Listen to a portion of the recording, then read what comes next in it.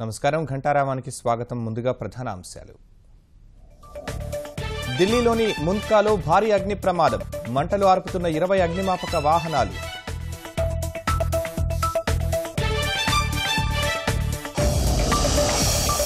విశాఖ జిల్లా లంకెలపాలెంలో తగలబడిన acid van Hyderabad నుంచి తరలిస్తుండగా ప్రమాదం.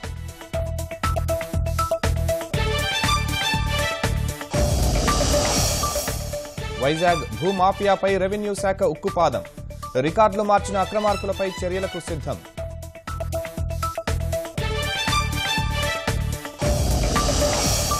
రెండు దశాబ్దాల తరువాత నేపాల్లో స్థానిక సంస్థల ఎన్నికలు, సమగ్ర అభివృద్ధికి మరో ముందడుగుగా నేతల అభివర్ణన.